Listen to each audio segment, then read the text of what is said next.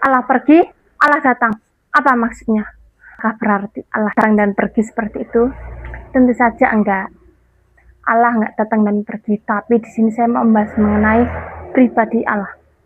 Pribadi yang naik ke surga atau yang pergi dari dunia ini ke surga adalah pribadi Yesus. Dan setelah Tuhan Yesus kembali ke surga, pribadi Allah, yaitu Roh Kudus, dia yang turun, dia yang melanjutkan pekerjaannya di dalam dunia ini. Bicara soal Allah Tritunggal, Allah Bapa bukanlah anak, anak bukan Roh Kudus. Itu pun sebaliknya, Roh Kudus bukan Bapa, Roh Kudus bukan anak, anak juga bukan Bapa, Bapa bukan anak, Bapa bukan Roh Kudus. Tapi Bapa, Putra, dan Roh Kudus ketiganya itu memiliki satu hakikat yang sama, yaitu adalah Allah. Dan kalau di sini saya memberikan sebuah gambaran. Di sini bisa dilihat ini adalah tisu. Berapa banyaknya? 1. Tapi saat ini dibuka,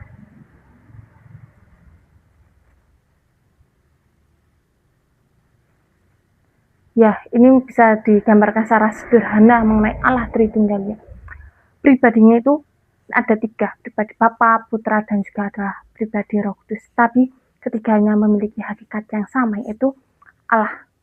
Dan saat Tuhan Yesus kembali ke surga, Roh Kudus baru akan turun. Saya mengambil dalam kitab Kisah Para Rasul 1 ayat yang ke-6 sampai 11. Dengan perikop Yesus terangkat ke surga. Maka bertanyalah mereka yang berkumpul di situ, Tuhan, maukah engkau pada masa ini memulihkan kerajaan bagi Israel? Jawabnya, engkau tidak perlu mengetahui masa dan waktu yang ditetapkan Bapa sendiri menurut kuasanya. Tetapi kamu akan terima kuasa kalau Roh Kudus turun ke atas kamu, dan kamu akan menjadi saksiku di Yerusalem dan di seluruh Yudea dan Samaria dan sampai ke ujung bumi. Ayat yang ke-9, tidak ia mengatakan demikian, terang karena ia disaksikan oleh mereka dan awan menutupnya dari pandangan mereka. Ketika mereka sedang menatap ke langit waktu ia naik itu, tiba-tiba berdirilah 2 orang yang berpakaian putih dekat mereka dan berkata kepada mereka, hai orang-orang Galilea, mengapa kamu berdiri melihat ke langit? Yesus ini yang berangkat ke surga meninggalkan kamu akan datang kembali dengan cara yang sama seperti kamu lihat dia naik ke surga. Ya, Yesus naik ke surga, benar-benar naik ke surga dan disaksikan oleh banyak orang. Yesus bukan hanya datang ke dunia ini untuk jadi manusia, menebus dan selesai, dan setelah itu berdiam diri, tapi Tuhan Yesus harus kembali ke surga supaya Roh Kudus turun, supaya Roh Kudus dicurahkan ke atas kita. Dan bicara soal ayat yang ke-11, Yesus ini terangkat surga meninggalkan kamu akan datang kembali dengan cara yang sama seperti kamu lihat dia naik ke surga. Ini bicara soal kedatangannya yang kedua kali, dan pasti untuk kapan waktunya nggak ada yang tahu, tapi Tuhan datang kedua kali untuk mengangkat setiap orang yang sudah meninggal, dan setiap kita yang masih percaya kita juga akan terangkat ke surga. Dan kenapa Tuhan Yesus harus naik ke surga ya? Kalau mungkin ada yang berpikir mengenai kalau Yesus dalam dunia, mungkin justru lebih banyak mempercaya karena bisa melihat Yesus, bisa mengalami mujizatnya secara langsung, bisa melihat bekas paku. Oh iya, benar, Tuhan Yesus yang benar-benar mati di kayu salib itu, dan dia bisa bangkit loh. Mungkin ada yang berpikir seperti itu, tapi justru adalah jauh lebih baik, dan yang benar yang tepat adalah Yesus harus kembali ke surga supaya Roh Kudus juga dicurahkan, Roh Kudus turun. Dan kalau Yesus ada dalam dunia ini, pernahkah kita berpikir berapa banyak orang Kristen dalam dunia ini, dan berapa banyak orang yang bukan Kristen, bahkan mungkin nggak percaya sama Tuhan Yesus, tapi ingin melihat Yesus. Begitu banyak orang. Dan misalnya Yesus nggak ada di Indonesia, berarti untuk orang-orang yang mau bertemu dengan Tuhan Yesus, dia harus memiliki paspor, memiliki tiket, memiliki biaya yang pastinya nggak sedikit gitu loh, juga untuk menyediakan bekalnya untuk bertemu dengan Yesus, dan antriannya akan sangat panjang, dan waktunya mungkin singkat, hanya Yesus dah, bahkan mungkin nggak sampai mengucap sekata pun waktunya udah habis karena begitu banyak orang yang ingin melihat Yesus. Tapi justru kalau Tuhan Yesus kembali ke surga, kita nggak terbatas oleh ruang, kita nggak terbatas oleh waktu bertemu dengan Yesus.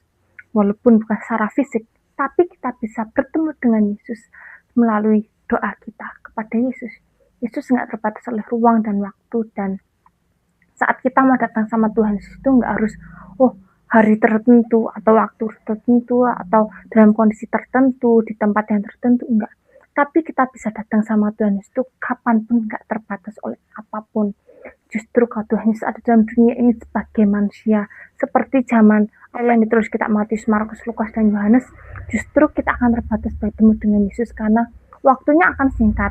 Semua orang ingin melihat Yesus, semua orang ingin bertemu dengan Yesus, dan Roh Kudus juga nggak dicurahkan. Dan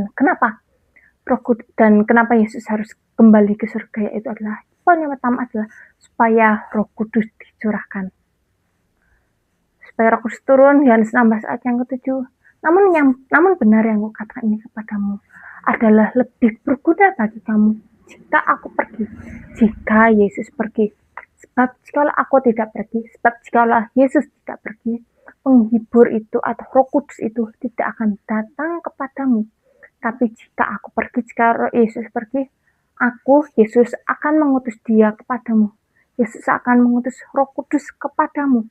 Jadi Roh Kudus baru akan turun ke dalam dunia ini setelah Yesus kembali ke surga. Jadi saat Yesus sudah menyelesaikan misinya, menyelesaikan tugasnya dalam dunia ini, dia harus kembali ke surga.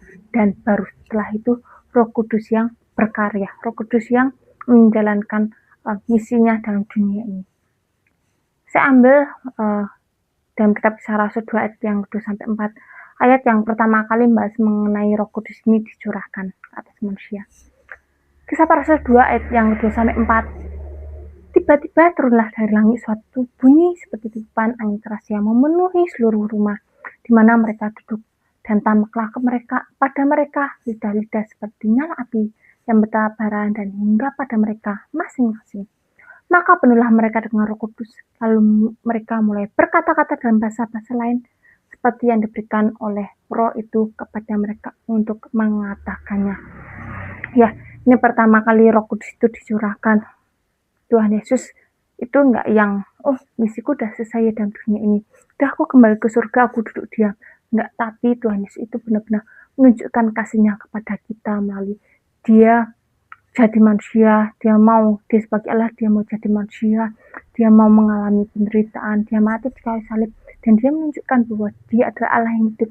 Dia bangkit dari antara orang mati, dan dia juga naik ke surga. Setelah itu dia juga memberikan Roh Kudusnya bagi setiap kita, bagi setiap orang yang percaya kepadanya. Roh Kudus itu adalah sebuah pribadi yang sangat-sangat penting bagi kehidupan kita sebagai orang yang percaya. Dia yang menghibur, dia yang menolong, dia mengingatkan, dia mengarahkan kita kepada Kristus. Apa yang benar, itu Roh Kudus yang mengingatkan dalam kehidupan kita. Jadi Yesus itu nggak berdiam diri di surga sana, dan Yesus itu juga benar-benar memikirkan kita. Dia pergi ke surga, tapi dia berikan Roh Kudus. Lalu selain itu, Yesus juga di surga itu sedang memberikan kita tempat di surga sana. Yohanes 14 ayat yang ketiga. Dan apabila aku telah pergi ke situ dan telah menyediakan tempat bagimu, aku akan datang kembali dan membawa kamu ke tempatku, supaya di tempat di mana aku berada, kamu pun berada. Ya, Yesus nggak berdiam diri, Yesus nggak nyantai-nyantai, tapi Tuhan Yesus sedang menyediakan tempat untukmu juga untukku. Jadi Yesus sampai hari ini, sampai saat ini, dia masih berkarya di surga sana untuk menyediakan tempat bagimu dan tempat bagiku untuk saat kita setelah kita selesai dengan dunia ini, setelah kita menghembuskan nafas kita, setelah kita mengakhiri perjalanan kita dalam dunia ini, kita punya rumah di surga sana. Dan bagaimana jika Yesus nggak naik ke surga? Yang pertama pastinya Roh Kudus nggak dicurahkan, dan kita untuk bertemu dengan Yesus pasti susah ya. Lalu yang kedua, kita nggak punya tempat di surga sana karena Yesus tidak menyediakan tempat berarti. Tapi karena Yesus naik ke surga, Yesus kembali kepada Bapa, kita punya tempat di surga, dan Roh Kudus itu ada bersama-sama dengan kita. Dan jauh lebih baik bahwa Yesus kembali ke surga. Jadi percayalah bahwa Yesus benar-benar bangkit dari antara orang mati, dan dia menyediakan tempat bagi kita. Datanglah kepada Yesus kapanpun, karena Yesus tidak terbatas oleh apapun, oleh ruang, waktu, kondisi. Datanglah sama Tuhan Yesus kapanpun, dan Tuhan Yesus selalu menunggu kita untuk datang kepadanya. Yesus saat kita datang sama Tuhan Yesus nggak pernah menolak kita, membuang kita, tapi justru Yesus menantikan kedatangan kita. Yesus mau untuk kita punya hubungan dengan Dia selalu rindu dekat dengan kita juga. Jadi di sini pribadi Allah anak Dia kembali ke surga, dan setelah itu pribadi Allah Roh Kudus yang turun. Jadi bicara soal Allah pergi, Allah datang, bukan berarti Allah datang dan pergi, tapi bicara soal pribadi Yesus dan juga pribadi Roh Kudus. Tuhan Yesus memberkati.